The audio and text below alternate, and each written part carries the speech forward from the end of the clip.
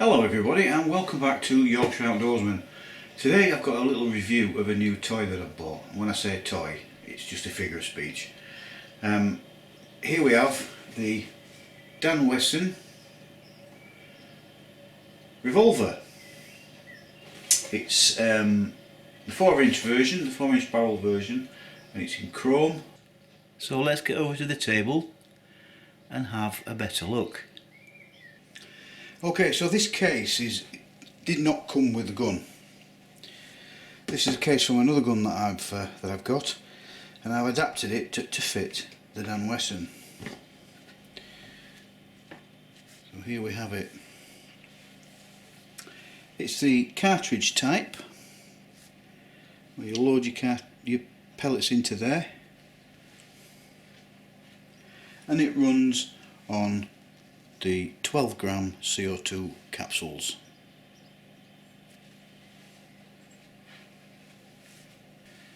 So let's take a closer look at it.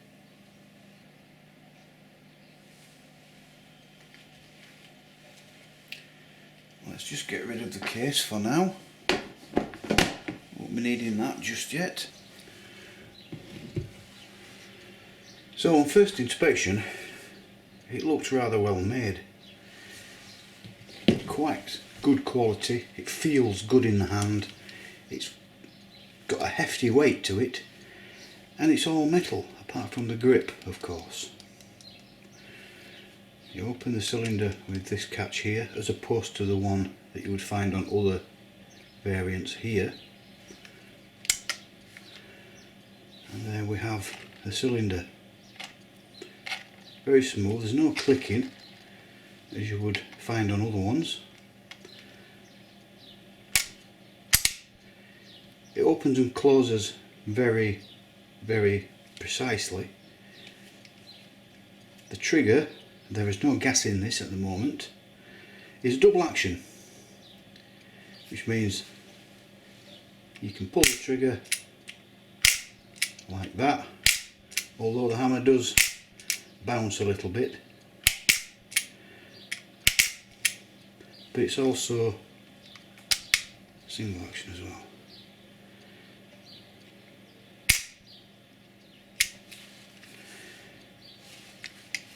The markings on it are discreet. They're not emblazoned in big thick white lettering like you find on some other guns. It's very, very subtle and good looking, I think. And there it says 357 Magnum. As I said, this is the 4-inch version. There is a 6-inch and an 8-inch version as well. And you can also get these in a smoky grey colour or black colour. This one is in 177 and it's a pellet firing revolver, which means the barrel is rifled. The muzzle is recessed for realism. The sights are open, obviously. I don't think there's any, well, you might be able to get a sight of some sort on this rail here. Wouldn't really look correct for my liking, but that's just my own personal opinion, of course. Underneath the barrel there is a rail, Weaver Picatinny type of thing, so you can put a laser on or something like that, or a torch if you wanted to, but it's not my kind of thing personally, but that's again just my own opinion. So let's take a look at how you gas this revolver up. So if you take a look at the underneath of the grip, you'll see that there's a little cut out there for your thumbnail.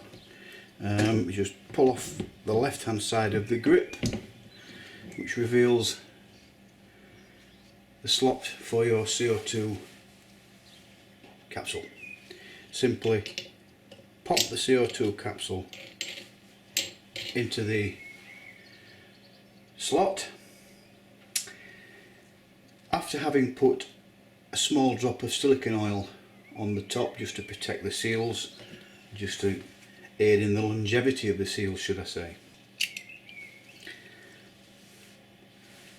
So you take your hex key and you start to tighten this down so it pierces the cylinder.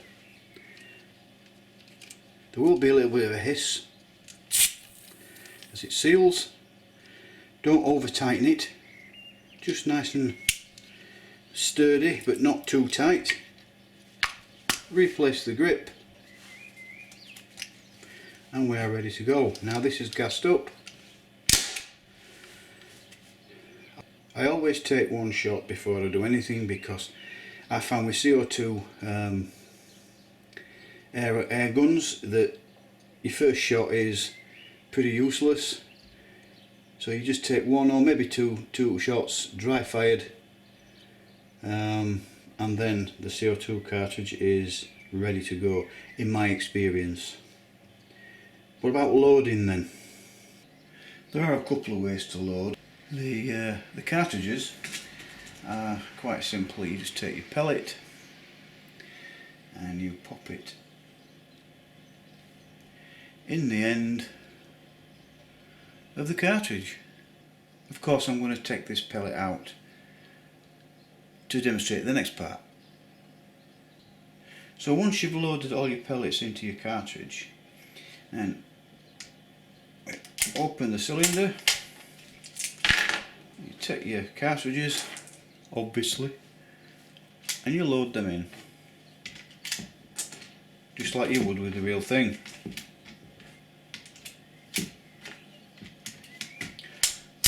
And then you're ready to go. Another way to load it is using this supplied speed loader. Let's see how good this is. So you place your cartridges in there.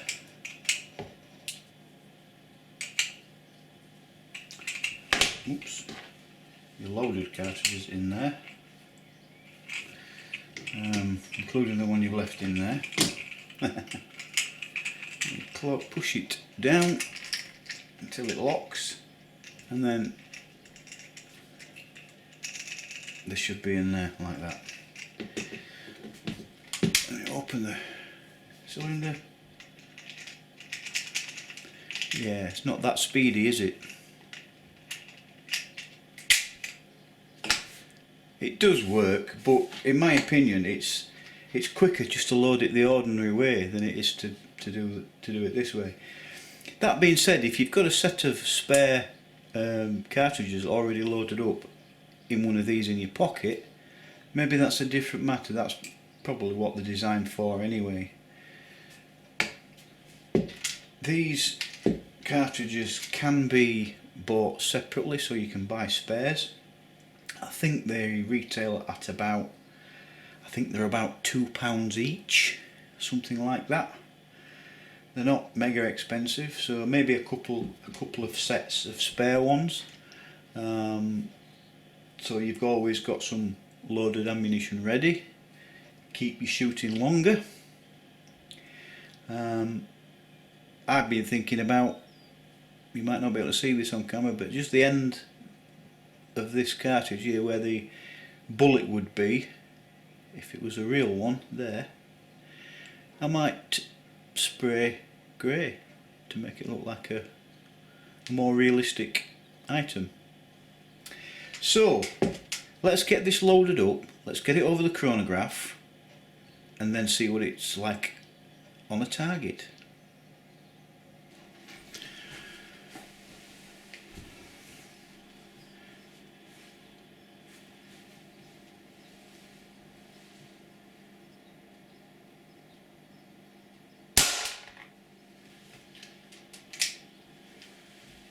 .463.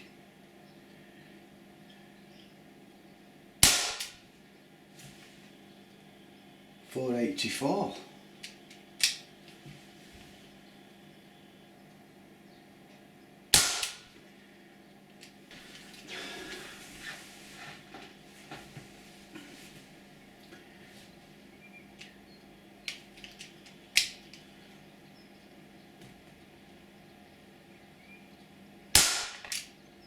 .367.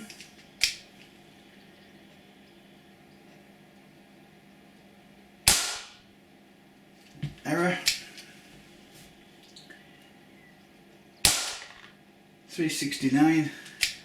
So after doing a little bit more testing with a 7 grain pellet, 1.98 foot-pounds or 2.69 joules. That's just with the pellets that I'm using. So let's have a go on a target now and let's see how it does on a target.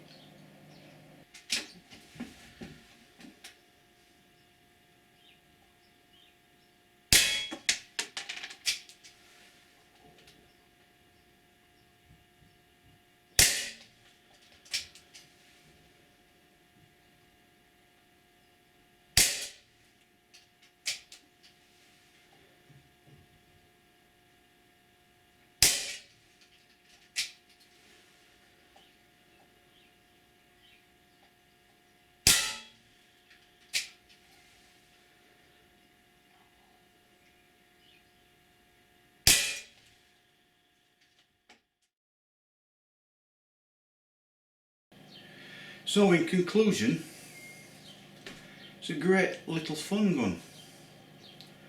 Clearly not meant for accuracy. I was shooting that target at about 20 feet, something like that.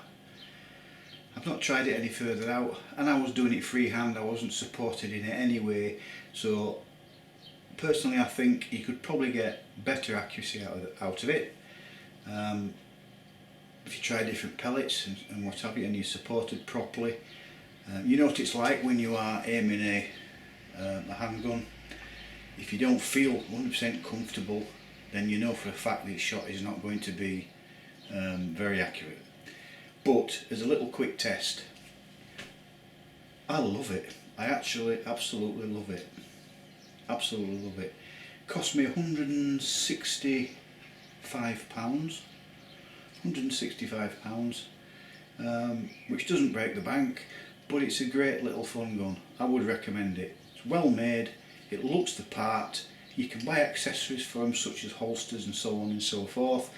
It'd be great to take down to the range for a bit of fun at your local club, and it's a great collector's piece.